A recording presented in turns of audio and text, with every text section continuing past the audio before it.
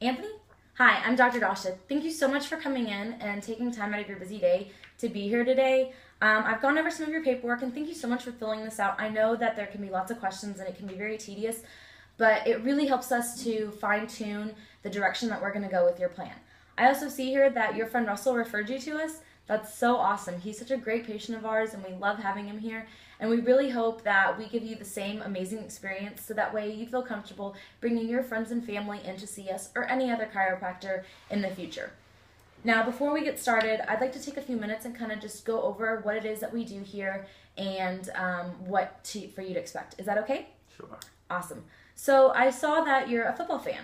Did you ever play growing up? I did. What position did you play? Quarterback. Okay, perfect. So in football, you have your quarterback, you've got your tight end, your linemen, your receivers, and the job of the quarterback is to get the ball to a player so that way they can get it to the end zone and score that touchdown. Well, our bodies are kind of the same way. So we have our brain, which is a quarterback. Then you have your spine and the nerves, which are the players in their positions.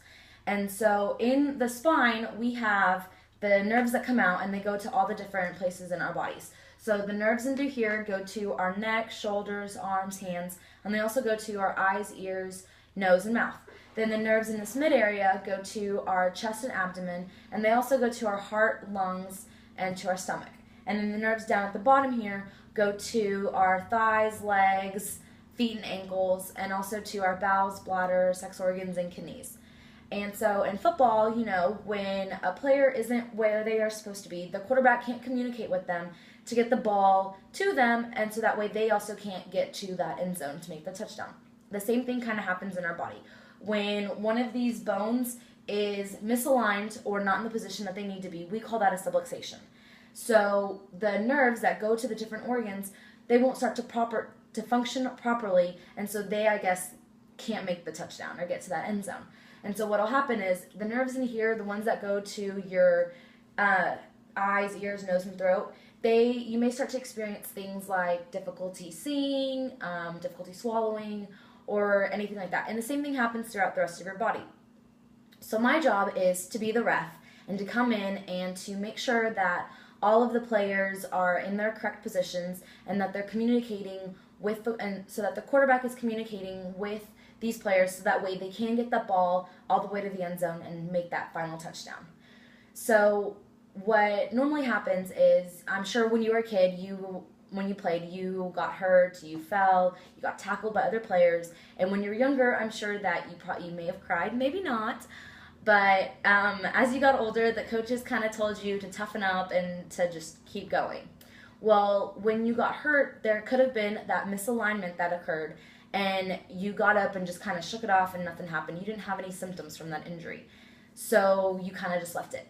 Well, now 10, 20, 30, however many years go on, and your body begins to adapt to that, and so eventually the bones will start to break down or degenerate in that area. And so other things can start to happen. You may start to experience numbness, tingling, pain, cramps, anything like that. And a lot of our patients, when they first come in to see us, that's what they're coming in for, is for the pain and the numbness and the tingling. But just like in football, you have to keep going to practices to get better and better. They keep coming to us to get these adjustments so that way they get better and better. And these symptoms that they had may go away, but in football, when you get good, you don't stop practicing, right? Right. You keep practicing so that way you get even better. Same thing happens. We want to make sure that they keep coming in even when these symptoms continue to go away, so they continue to get better and better.